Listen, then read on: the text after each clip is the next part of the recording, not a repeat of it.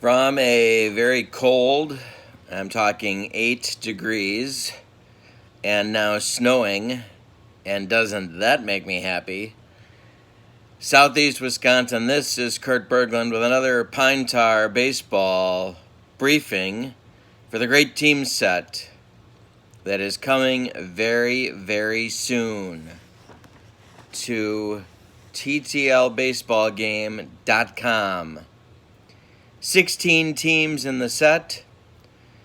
We said at the start of this odyssey in January, I conducted a poll, asked for you to vote for the teams that you wanted in the set, and promised you the top 5 teams that you voted on and voted for.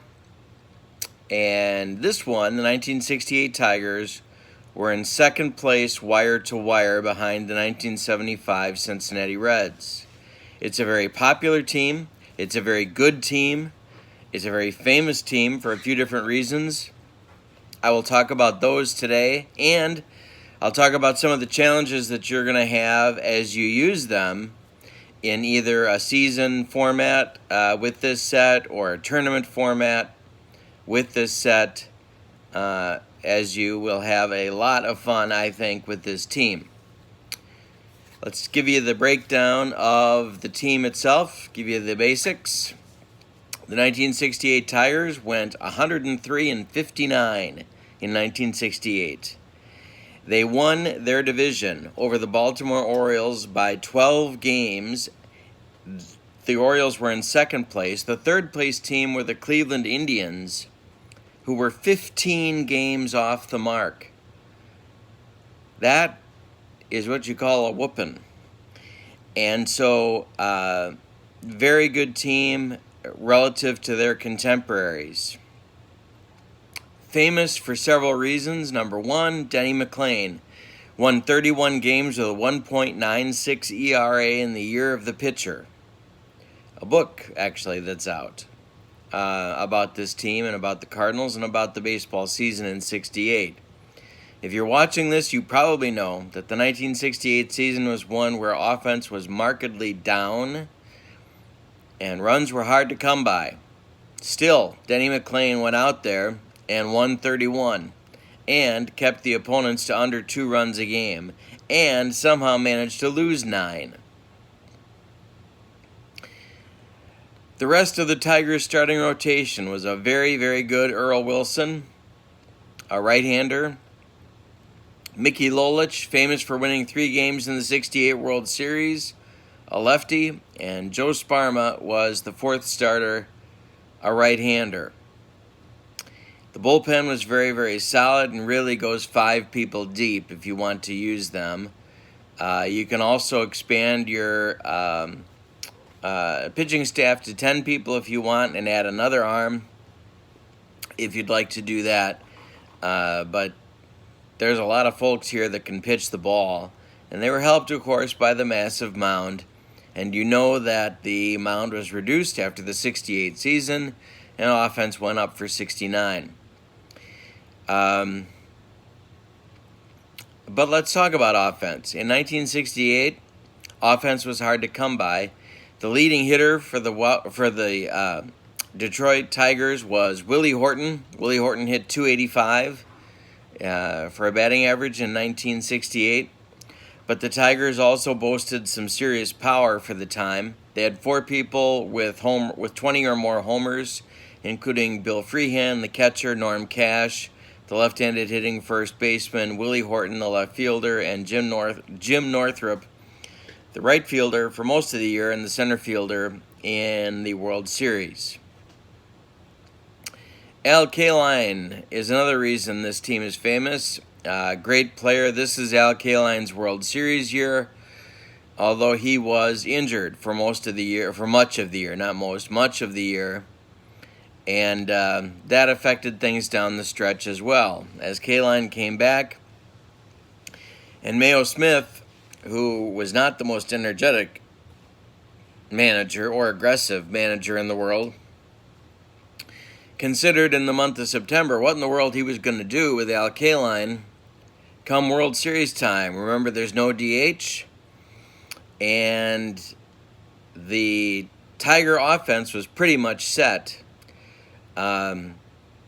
except they had this gaping, sucking chasm offensively at shortstop, where three men manned the position for the year, including Ray Oyler, the erstwhile starter, who hit 135 in 111 games. I said 135 in 111 games. Tom Matchik, who couldn't really handle the position defensively, but was the offensive star of the group, if that's the word I'm looking for, hitting 203 in 80 games. 203 for his batting average in 80 games. They gave the man 80 games to do that in. And my personal favorite, Dick Tracewski. No, that's not something you need an antibiotic for. Dick Tracewski is a 156 hitter in 1968 in 90 games. So Mayo Smith was trying to find a shortstop that could not only field the position, but also hit just a little bit, and came up empty. So, what to do? Well, what he decided to do, of course, was the very famous maneuver of taking Mickey Stanley, a Gold Glove caliber center fielder, and moving him to shortstop. Now, the belief among the Tigers at the time was that Mickey Stanley was so talented defensively that he could play any position he wanted to on the field and be awesome at it. Mayo Smith apparently drank from this vat of Kool-Aid and moved Mickey Stanley to shortstop to handle that in the World Series with really very little time to prepare. Let's look at the 68 Tigers World Series lineup. Dick McAuliffe was the second baseman. He batted Mickey Stanley second and played him at short. He put Kaline in right. Norm Cash was the first baseman. Willie Horton was in left field. Jim Northrup moved to center field, where he could handle the position. He was not Mickey Stanley defensively, but he could handle the position. Bill Freehan batted seventh and caught, and Don Wirt, no offensive juggernaut himself, batted eighth and played third base. So you've got this team that has some power for sure, especially relative to the rest of the league. You've got this team with some excellent starting pitching and a bullpen that was loaded. Although Mayo Smith's use of the bullpen was pretty conventional for the time. He's got Mickey Stanley moved from center field to shortstop, and it worked. The Tigers fell behind the World Series 3-1 and came back behind 2 wins by Mickey Lolich and 1 win by Denny McLain to win the World Series. And of course, Lolich won 3 games in all in the series, and McLain won Game 6. And the story about Game 6 that I think is so interesting is that McLain went to Mayo Smith and said, I can pitch Game 6 or Game 7. Game 6 would be on short rest. Denny McLain's arm was just about ready to fall off, and that accounted for his shaky performance in the first game of the series. But, the man got a cortisone injection before Game 6, his 4th of the season. His 4th cortisone injection of the season to win Game 6 in a rout for the Tigers and set up Lolich's heroics in Game 7. People say what they want to about Denny McLain, but the man pitched hurt. There's no question about it, and he did it well. He was a jerk, and he was a horrible teammate, and he's tried to make amends since then, and that's great for Denny. But you can say what you want to, but the man pitched in pain, and he pitched well doing it.